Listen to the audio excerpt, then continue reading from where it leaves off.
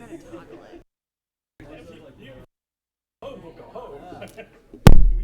go. Yep, it's there.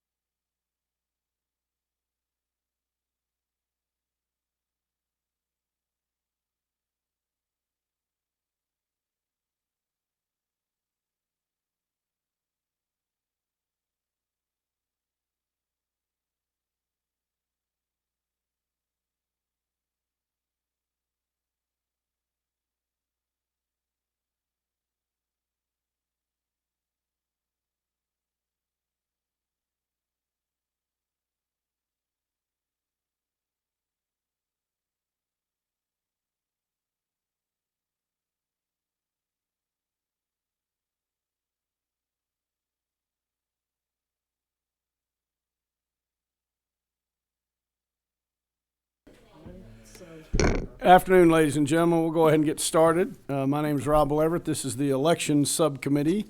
So if you are here for a different committee meeting, you may want to change planes at this point.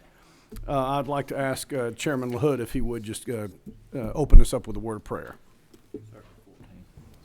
Let's pray. Thank you, Lord, for this day. Lord, we just pray that you give us wisdom today, give us clarity, help us to honor you in all we do and say.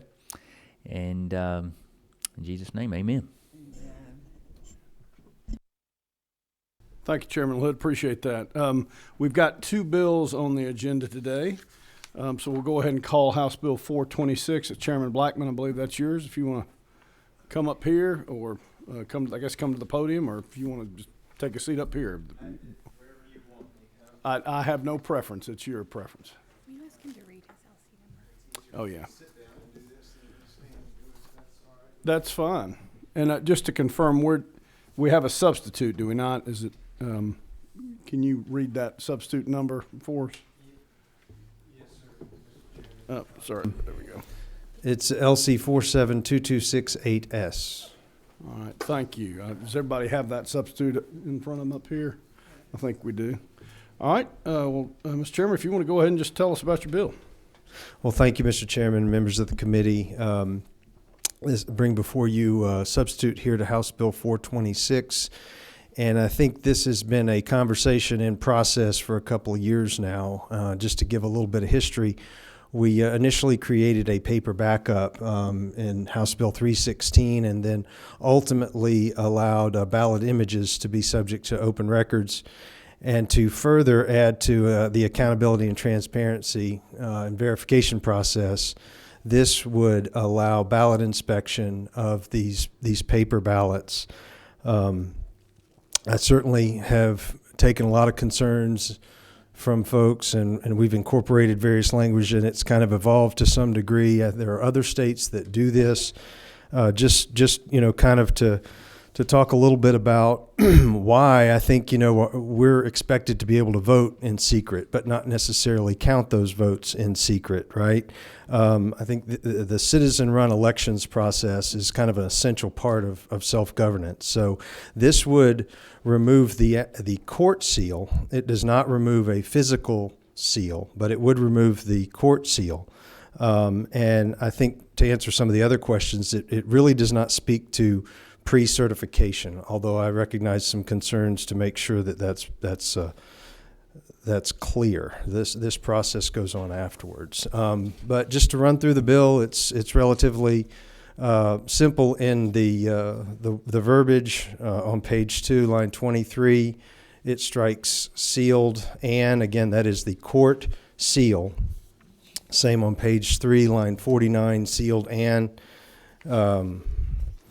Moving on to page 5, the language versus hold, it's retain and preserve.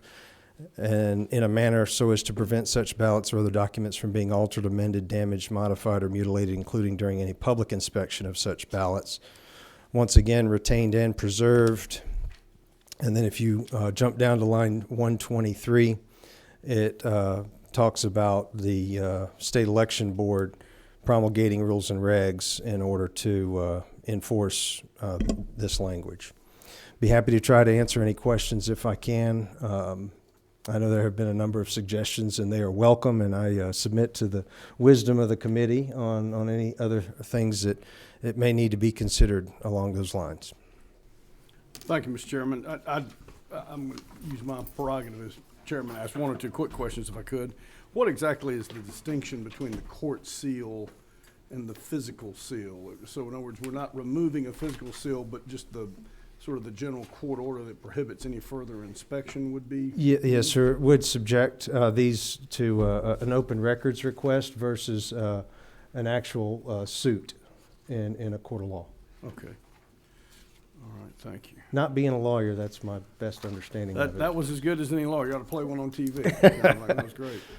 And I think who we have. And I can give you maybe a run-of-the-mill, I can give you a little run-of-the-mill, like maybe case, if it comes up as to where, this may be of some use, but I know there are other questions and things, so I can wait until that comes up. All right, why don't we, I've got some questions, so why don't we go ahead and hit those. I have Representative Olalaye at the end there. Thank you, Chairman. I just had a question regarding the court seal and its current purpose. If you could speak to the current purpose or function that the court seal plays in this process.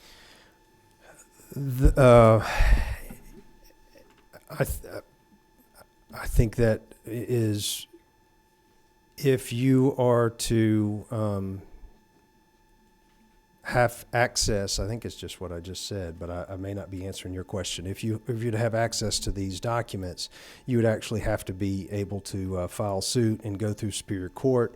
And if it was, say, essentially a statewide race, you'd go county by county and have to access multiple courts of jurisdiction. And this would just change that to more of an open record process, and leave the guardrails essentially up to the State Election Board. And so if I could ask a follow-up question. So currently, residents have access to electronic ballot images. I know you mentioned that ballot images are currently subject to electronic review. This would allow residents to bypass superior courts and access through open records requests physical ballots.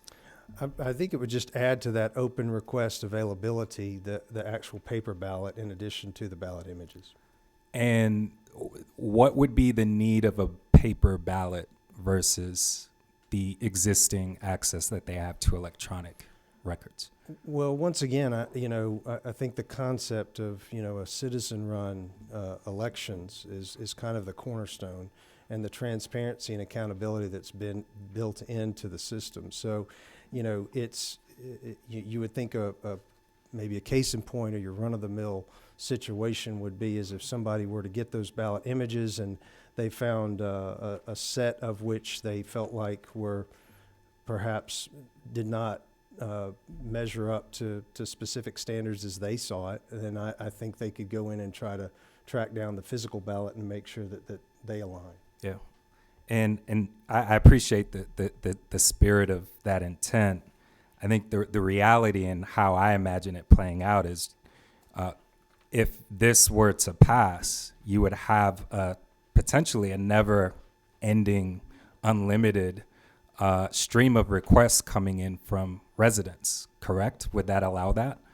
I don't know of that happening in the other states in which this is available to the citizens. I understand that concern, and I wouldn't want it to be weaponized for such, no.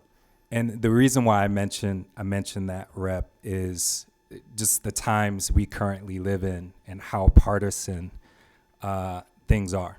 And that court seal provides a check against partisanship, and I would not want us to lower that barrier, potentially inundating our local officials and staff with an endless stream of requests coming from folks who are upset at the politics of the day.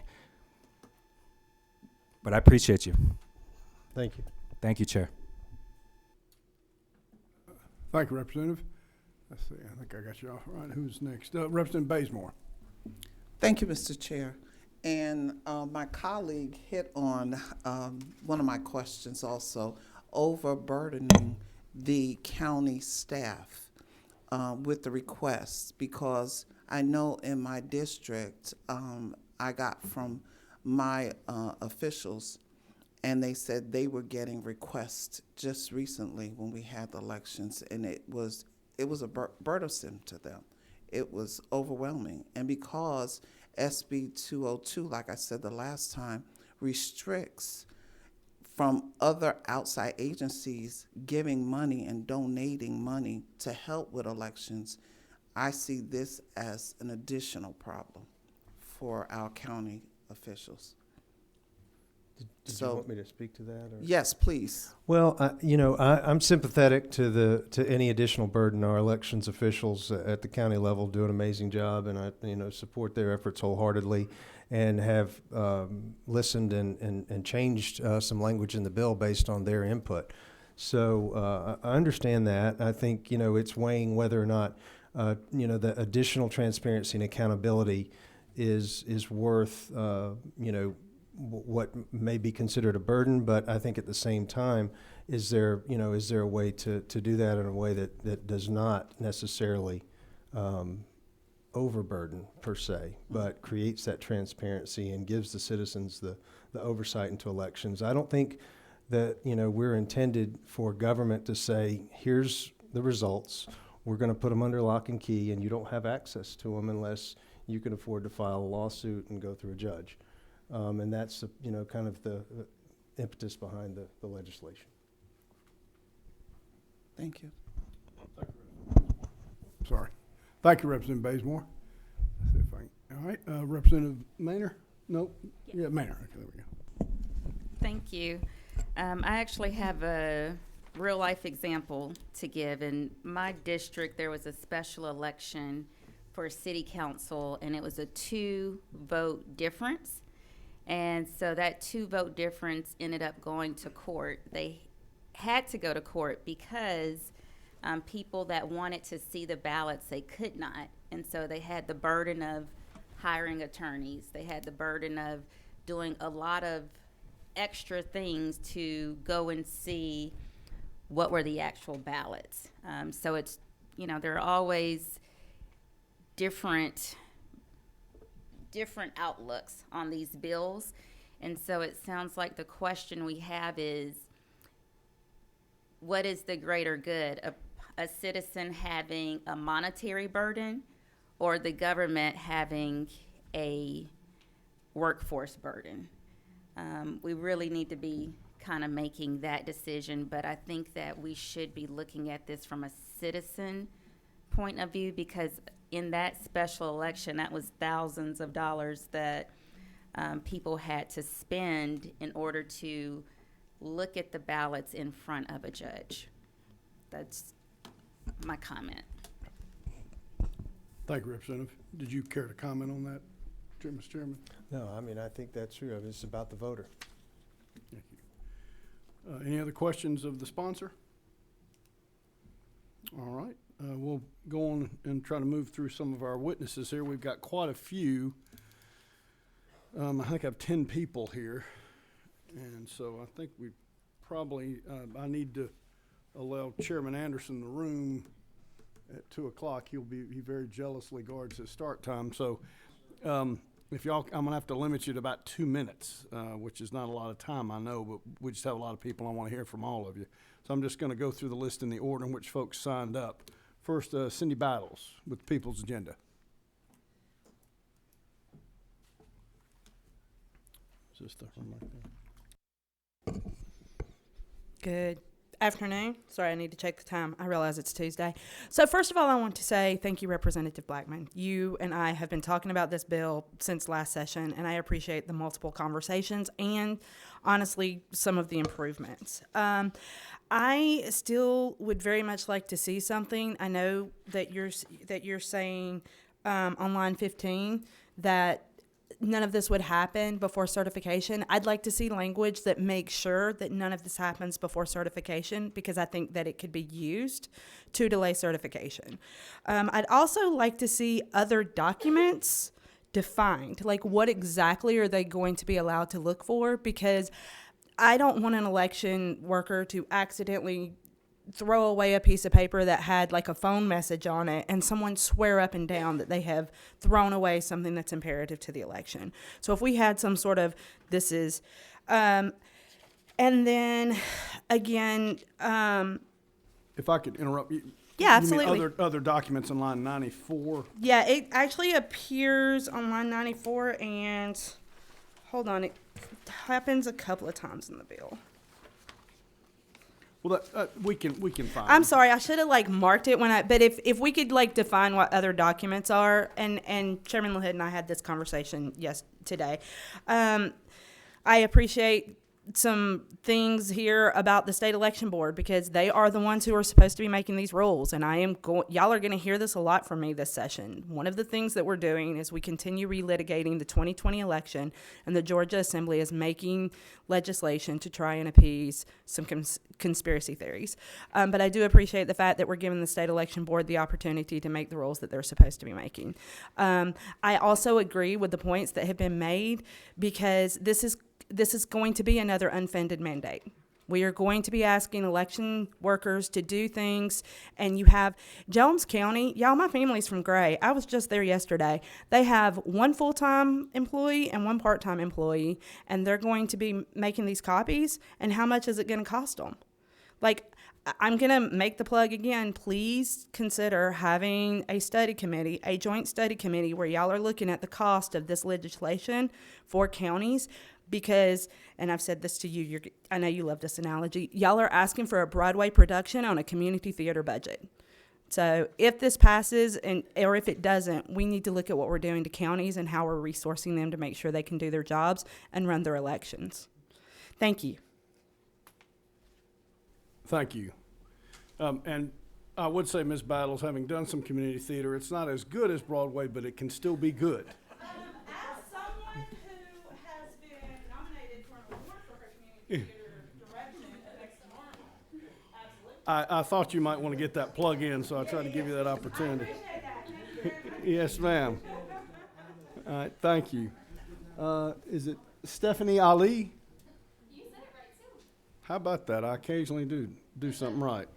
Please Just like a boxer, we're related somehow. be sure to tell my wife. I was worried when you started talking in community theater with Cindy, we were just going to go straight through my time. So I'm glad we got No, we'll try to stay on schedule. I'm glad we got it. So thank you, sir, for allowing us time. And I won't take too much of yours. I think members of the committee have brought forward some of the concerns that we have. I'm Stephanie Ali. I'm the policy director with New Georgia Project and the New Georgia Project Action Fund. And so I want to point out that many times as elections get closer, the counties that we work with through New Georgia Project, our sister organization, reach out to us about being understaffed, that especially in the past two cycles, in 21 and 22, that they have trouble finding people to work their elections. Not only because the pay is difficult to come by, especially in our small and rural counties, but because during the 2020 cycle, our wonderful people who sign up to do these roles, these citizen-run elections, as we were pointing out, faced threats, like real, credible threats of violence from conspiracy theorists, from passionate folks in the community who were over concerned about potential mistakes being made in those elections. It is our great concern that opening up ballots while the process is still going forward and making part-time or temporary staff be the person to answer those requests, process those requests in a time manner that has still not been kind of delineated, opens them up to more danger, more violence, more threats. I mean, it's not without knowing that just 2 people in Fulton County literally had to go into hiding for their lives because of this. We don't want to see any more of that, just like I'm sure no one else does. Many of the colleagues on the committee mentioned that this would be an overburden for counties to work for these requests while they are also in the process of going through an election, especially if this were one that had a runoff come right after it. We are on a shortened runoff session, and I know from having worked on doing voter education this past November-December cycle that is an insanely fast runaround for our folks who are doing amazing work to process ballots from November, turn them right back around for December to have the right folks on the ballot, and to put forward days of early voting, information for voters, make sure that everything is correct. So adding in any additional stoppage will make that more difficult. Yeah, those are our major concerns with this, and we just hope that we can find a way to open this up to those who are concerned about their elections while protecting the folks who are offering their service to our most important part of our work here in Georgia. Thank you. Thank you very much. Let's see, is it Ann Gray Herring?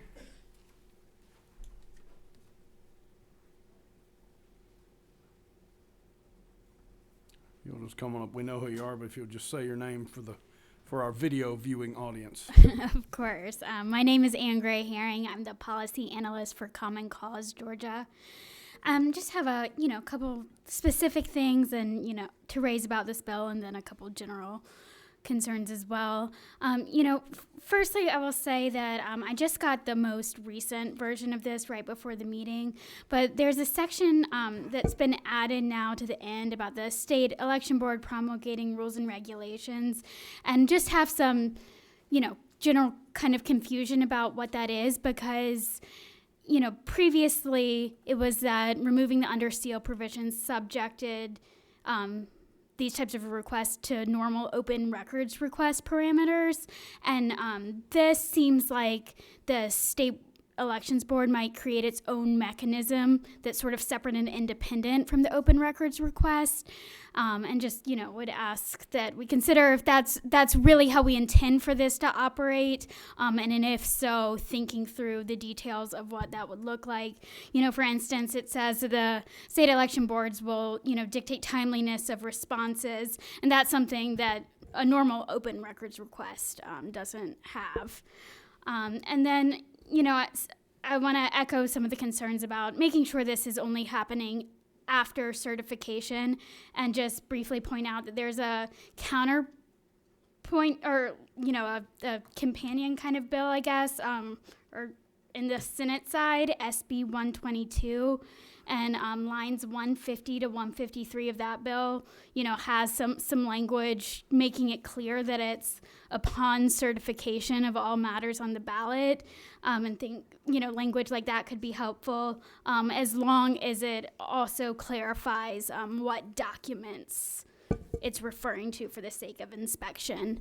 And lastly, just generally, this body should consider the real risks of an unmanageable quantity of review requests, including those that are made in bad faith, and the limits of time and resources of county officials. Thank you.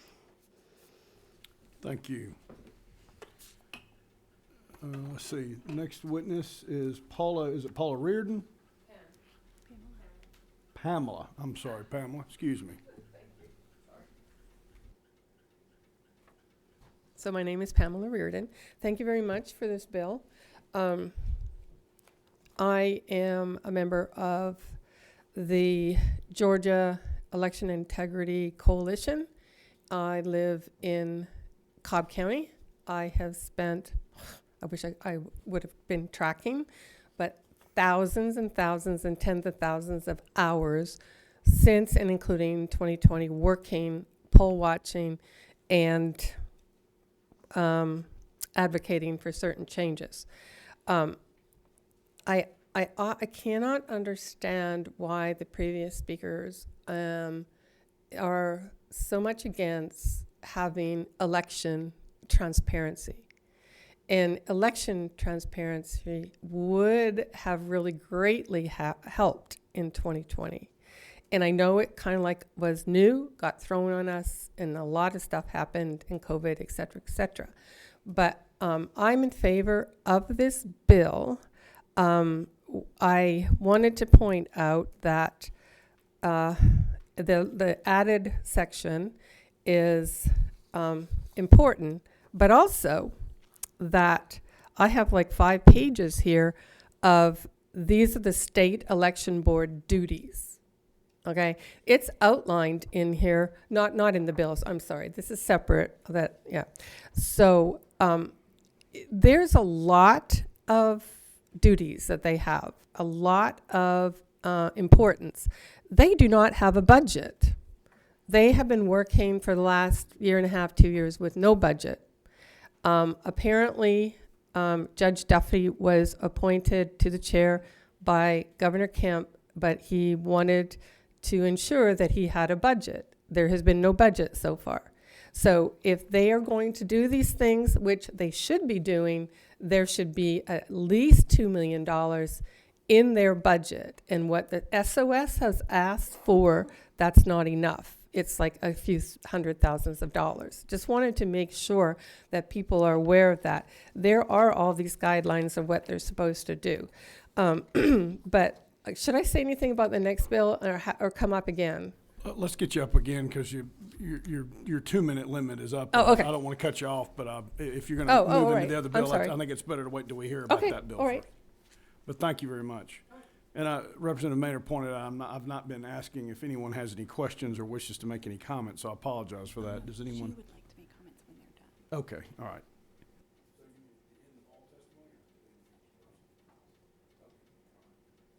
If anyone on the committee does have any questions of these witnesses, if you'll signal up, we'll try to allow that. I'm just trying to stay on schedule here. Let's see. Is it Janelle? Is it Clodfelter? Yes.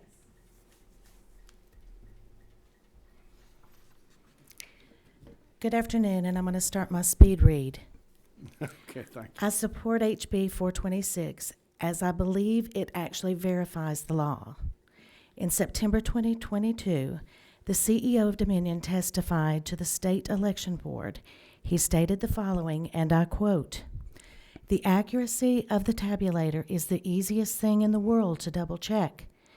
You put out the paper ballots, you pull out the paper ballots, the voter verified paper ballots, which is always the official part of the election. Those are the official results. Those are what can't be hacked. And you count them to verify the count of the tabulator." End quote. I agree with the Dominion CEO, with one exception, that it is the easiest thing in the world. We have been met with denial after denial, gavel of no standing for 2 years. Why would the powers that be deny trust in our elections by hiding the very thing that provides that trust? The official results that can't be hacked. The state of Georgia spent a boatload of money retiring machines that did not offer human-readable paper trail. The new machines were purchased, boatload of money again, would offer the ability to verify the accuracy of the tabulator. But every paper ballot ORR filed has been denied. Lawsuits dismissed. Federal law states retain and preserve. Georgia law states preserve. Neither say sealed. We preserve so that we can do as Dominion stated, hand count the paper ballots to verify the count on the tabulator.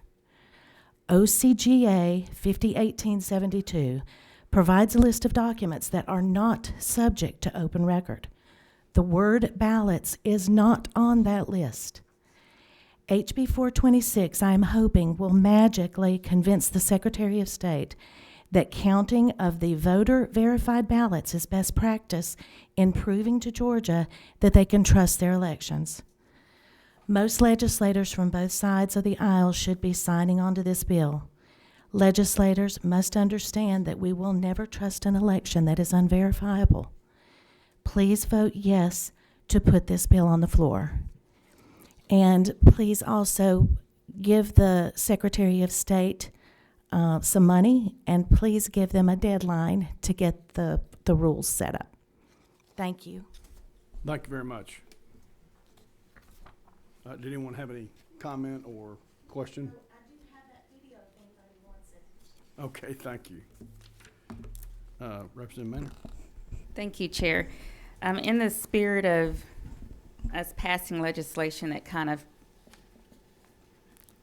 works with everyone, is there a way to, for the other documents, is it a way for us to define that a little better? The other thing I have a comment about is if we do this, what some of the speakers said, let's not do this process before certification.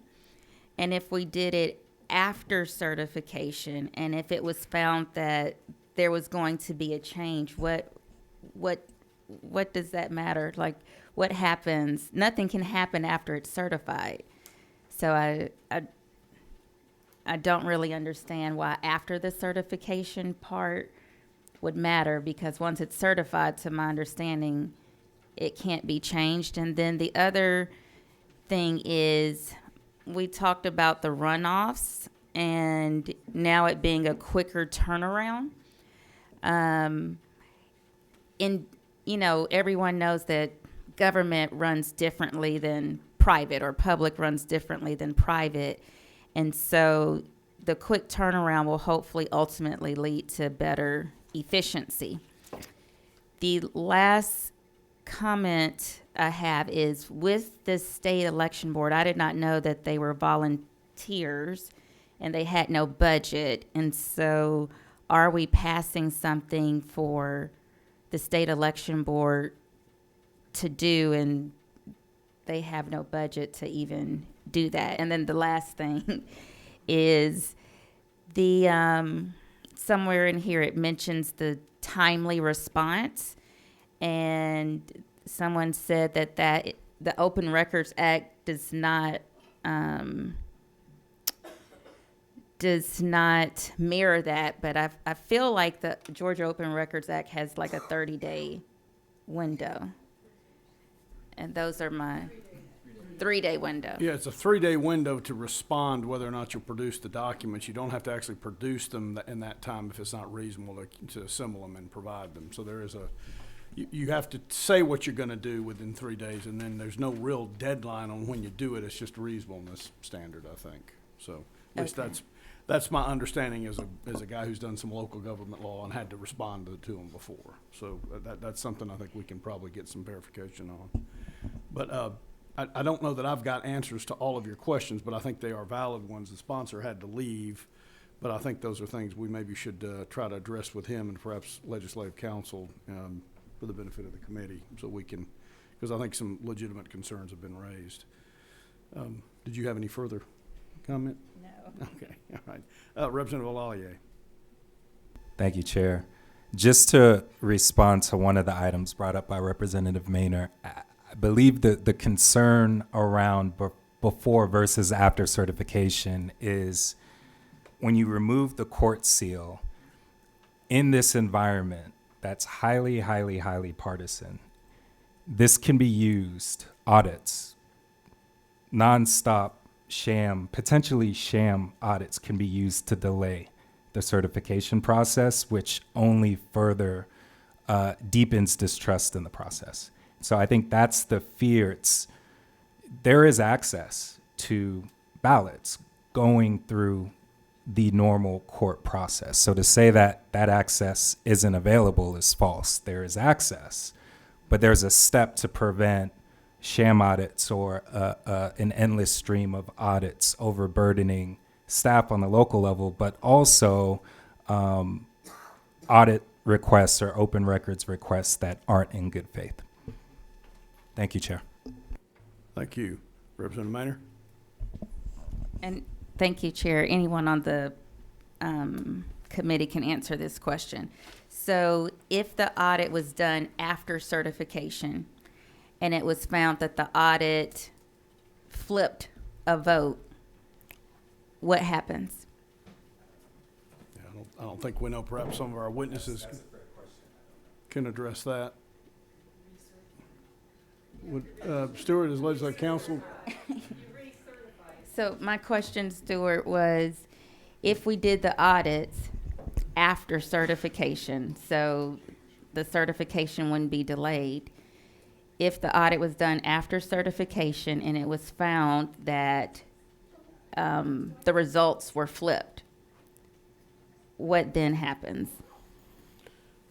You probably have to go to court as a contested election at that point, probably, because it's already been certified.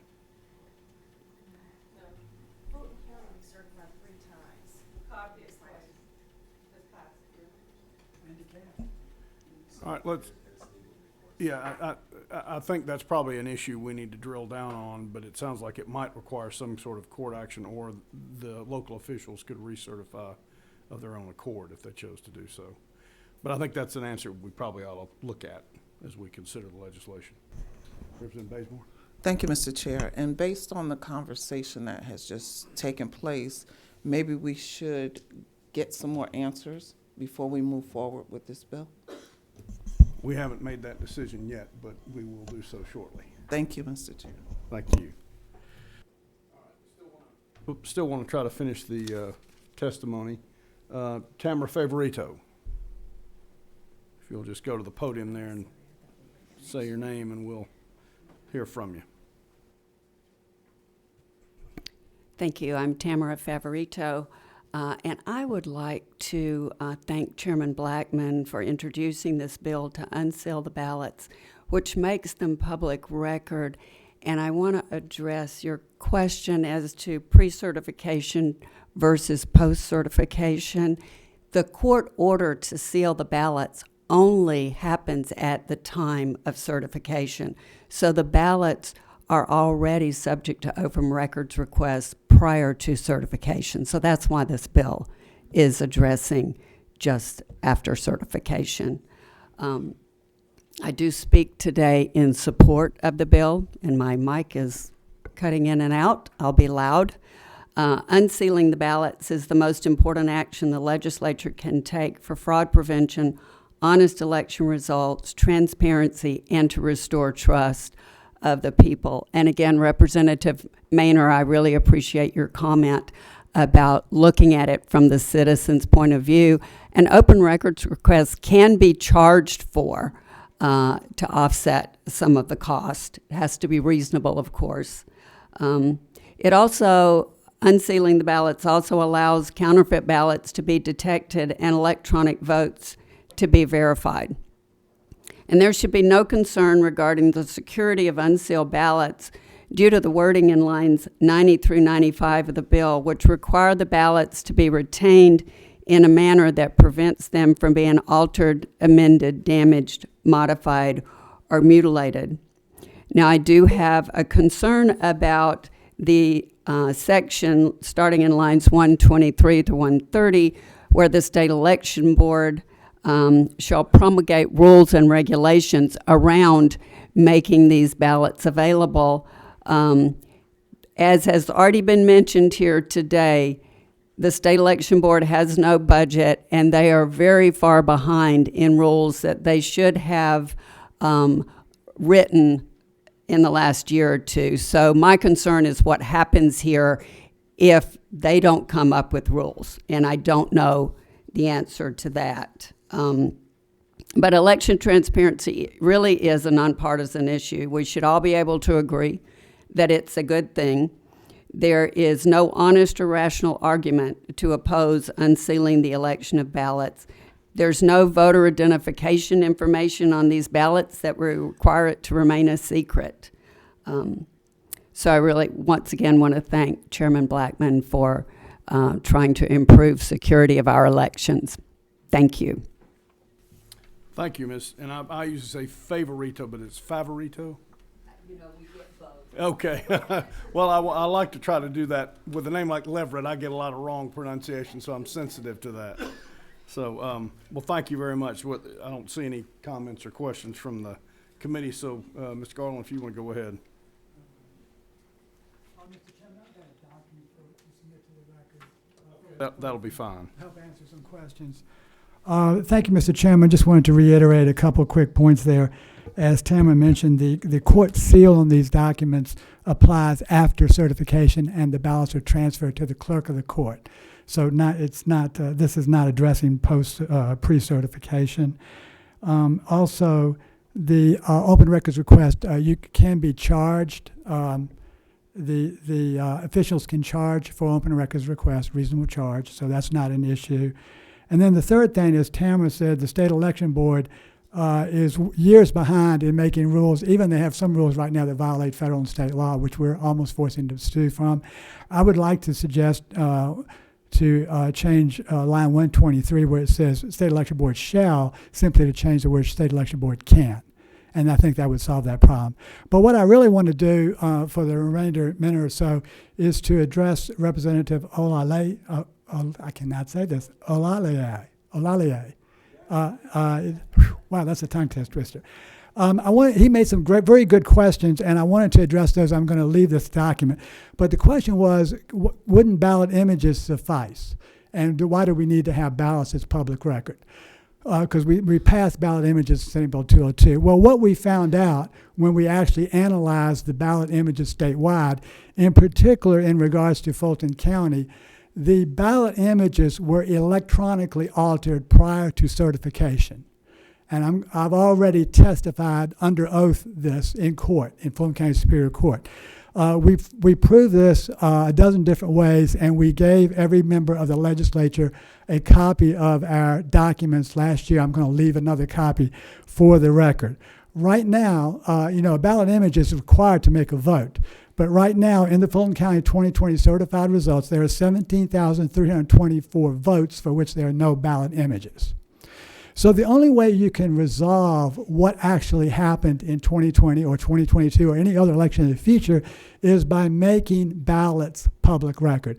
So this is the single most important security thing and integrity thing you can do for elections. So I'm grateful for the chair hearing this bill. I'm grateful for Chairman Blackman for introducing it. And this bill almost got passed last year. It was down to Senate Bill 89 in the last minute of sine die, with the language was in there, but it didn't get out of the Senate. But I thank the House for passing that last year. And I'm happy to leave this with you, and Representative, I'll be glad to work with you on this so we give you some more information. So thank you very much. Thank you. Thank you, Mr. Favoreto. The next, I've got Todd Edwards and Joseph Kirk, also known as the dynamic duo of the Elections Committee witnesses.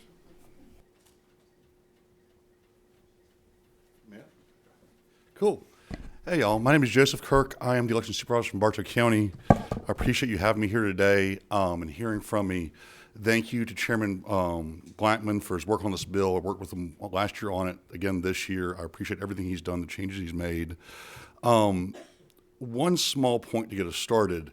There's 3 sets of records after every election. Generally, the counties, the states, and the clerk of courts. The counties and the states are already subject to open records, and that's how I fulfill open records requests.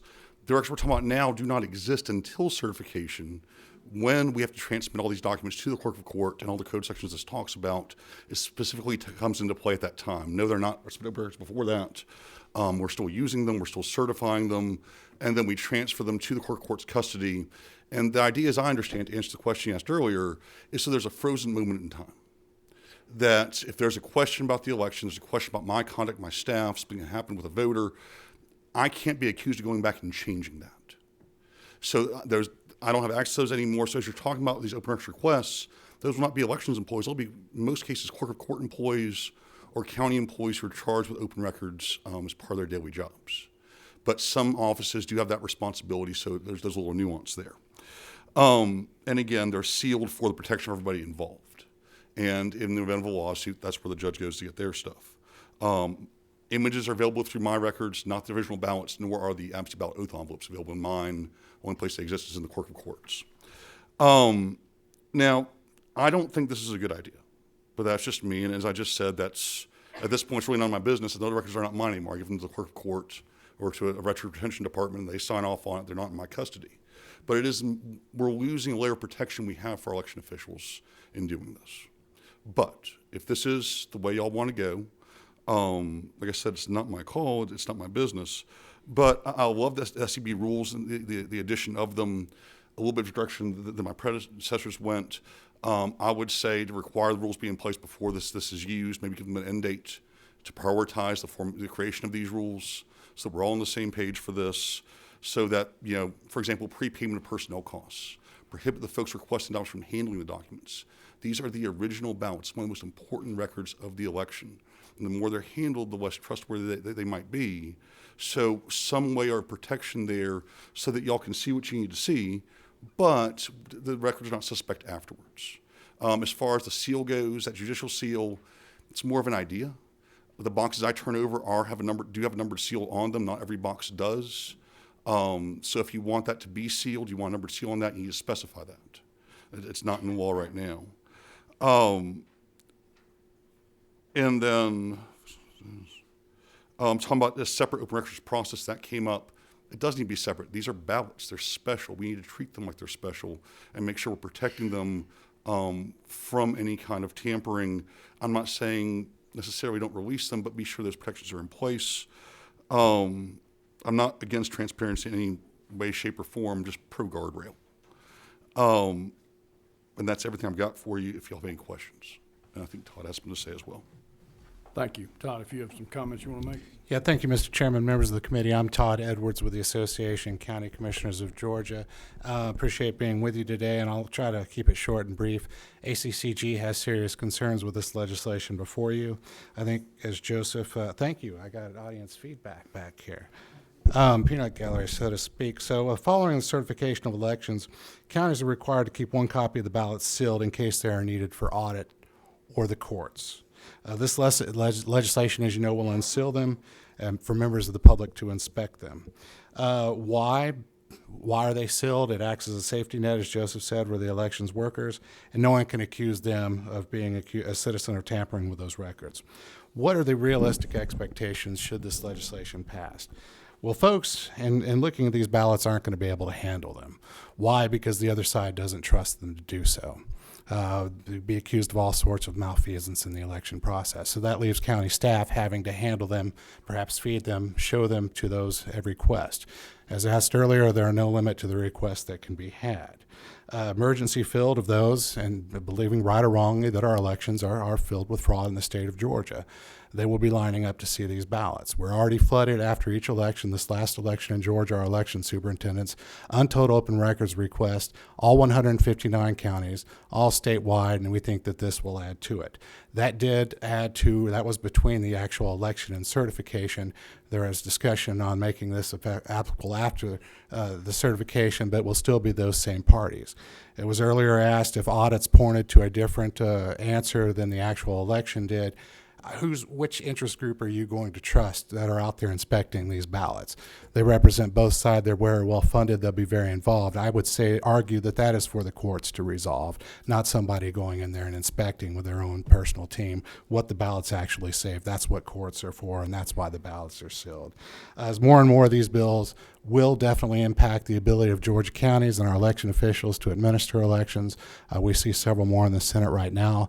The long-term consequences is going to be harder for folks to fill these jobs. It's going to be more expensive for counties to process these requests, and it will impact our election administration. I had more, but in the interest of time, I'll stop there. Thank you, Mr. Chairman, members of the committee. If I may add one last thing, just a suggested change. If you move forward, the bill currently specifies copies and rules about copies. I believe y'all are going to want scans as well, so you might want to include scans and the resolution of those scans in that language. Okay, thank you.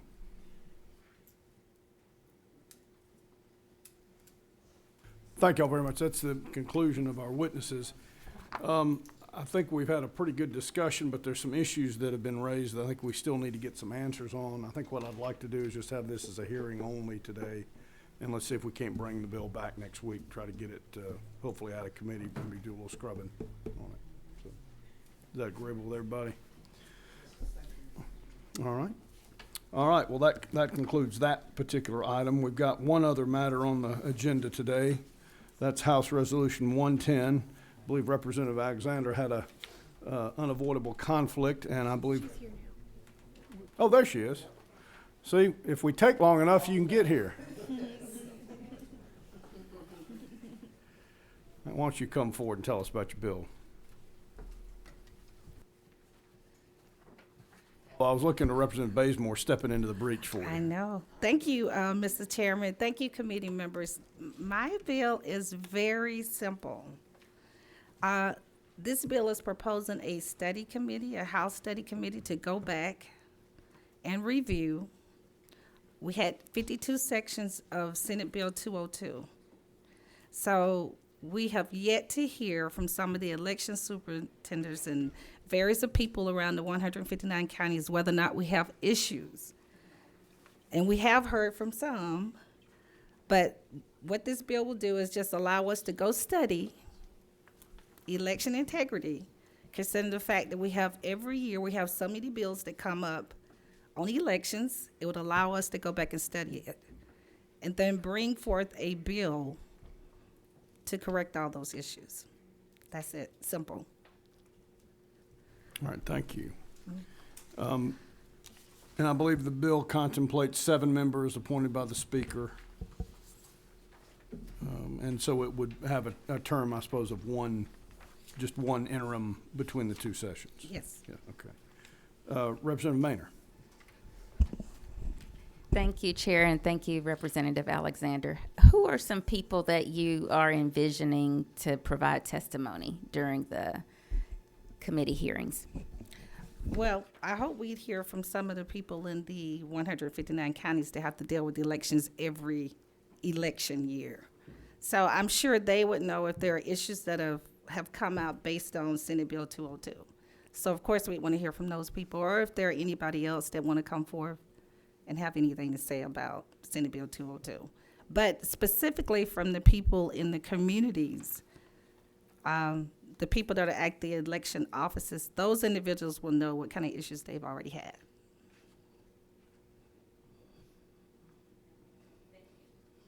Thank you. Representative Bazemore. Thank you, Mr. Chair.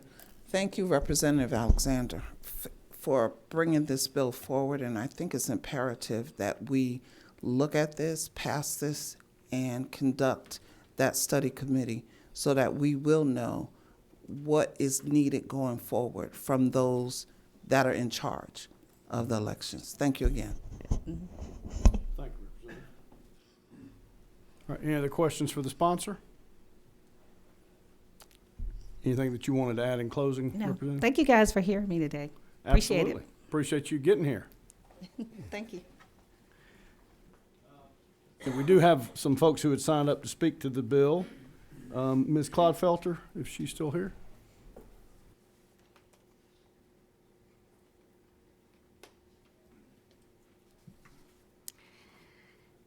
Just as I love the last bill, I love this one as well. I think it will be marvelous to have people come and speak and let you know what's been going on.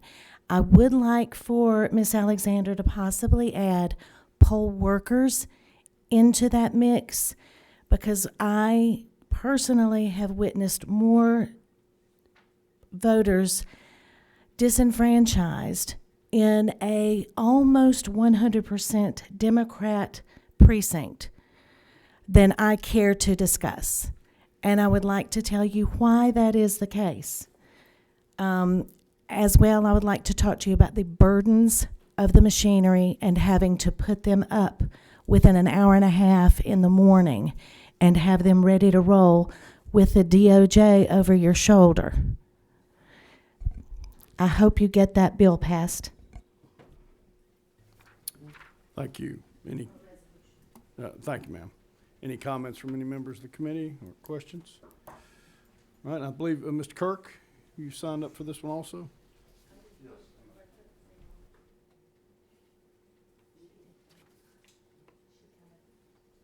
What was that? I did too. I put it on the same line as the other one. Right below. It's kind of under it. Sorry. Oh, I see. Yes, ma'am. All right, so we'll get you up here in a second. I will speak quickly then. I apologize. So one thing I didn't mention before, again, I'm Joseph Kirk from Bartow County. I'm here speaking for myself, not my county, not my association, anything like that. I think it's important to mention. I think election study committees are just a good idea. This is a very nuanced thing. It's a very simple idea, but the implementation is complicated. And we seem to be focused on a few issues and missing, in some cases, the forest for the trees. There's things like, runoffs we need to look at, increasing audits, our reconciliation practices, list maintenance, all these things that we're not talking about while we're focused on one or two things just in there with it. So no matter how it's formed, I think this is a good idea. I hope it moves forward. The idea of election integrity, it's not a destination, it's a journey we need to keep working towards.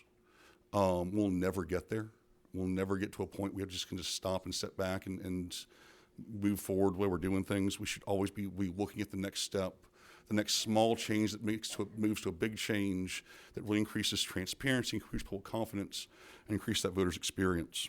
So I think this is a great opportunity, and I hope that you vote for it. Thank you. Thank you. And also, I see Ms. Battles had signed up too. Sorry about that. So Ms. Reardon, if you want to come on up.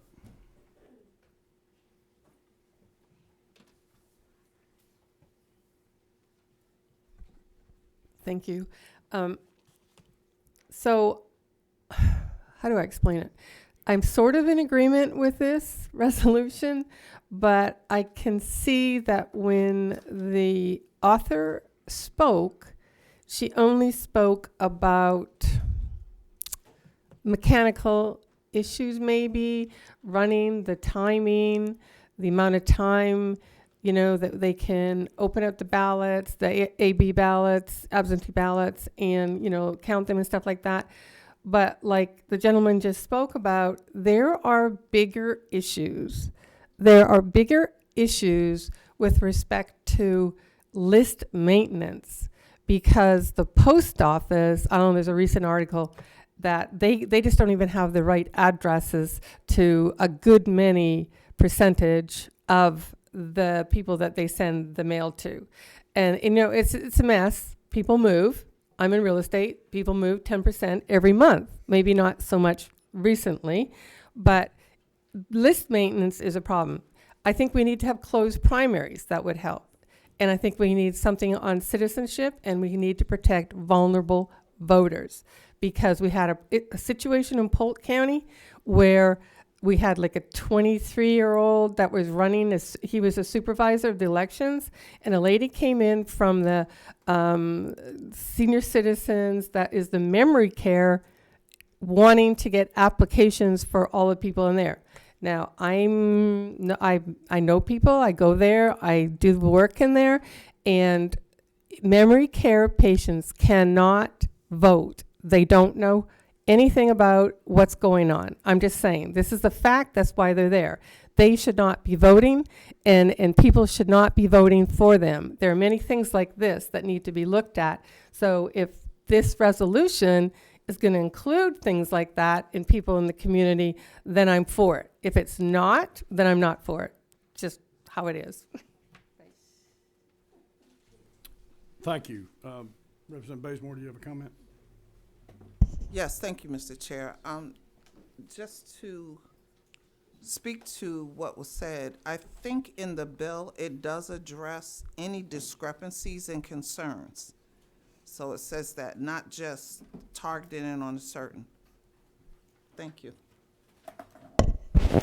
Sorry, I'll be really, really quick. I know you didn't call me, but you had said I was next. So, No, that's fine. That's same time. Trying to make your job life easier. Cindy Battles, People's Agenda again. I understand that Representative Alexander had to leave, but I would kind of speak to what Joseph Kirk said. If we could expand this to talk again. Sorry, I'm preaching again. To the cost and the resources that election supervisors and counties need to run the elections. I would love that, and y'all have to put up with me at every committee hearing, wherever it was in the state. So that's all I have to say about it. Thank you, ma'am. Yeah, I was just looking, like most study committee resolutions, it doesn't specifically define the scope of what would be looked into, so that's something that could, I think, vary. Representative Maynard. Chair, was that the last speaker? I believe it was. We got we hit everybody at this point, I think, haven't we? Okay. I was just going to say that I do think it's a great idea to look at election integrity, but also all of the other things that the last speakers just mentioned. And also, I'm just wondering, has the state election board, the Secretary of State, all of the different counties, have they ever come together and had their own conference and speak about what issues are? Yeah, and I don't know an answer to that question either. Okay. I'm afraid I'm full of more questions myself today than answers. All right, so I think at this point, Chairman Anderson's going to come over here and rap on the back of my head if I don't turn the room over to him. I think we've raised some issues about this bill. It's certainly of interest, but Chairman Blackman thinks I'm singling him out. I think I'd like to just have this be a hearing only on this bill too, and let's look at it a little bit as well. Yes, sir. Just very briefly, I appreciate that. I apologize. We had a GDOT board, second district election, and I had to step out. And I so on top of each other. I understand. Very much completely. apologize. Appreciate all the feedback, and look forward to trying our best to perfect, if possible, the language in the legislation. That is for everybody but Mr. Edwards over there. I'm just kidding. All right, thank you, Mr. Chairman. All right, now. So we'll say this is hearing only for today, but we'll keep the conversation going. I need to turn the room over to Chairman Anderson, so I'll declare the meeting adjourned unless there's any, Mr. Chairman, I need to end. All right, thank you all very much for your attendance today.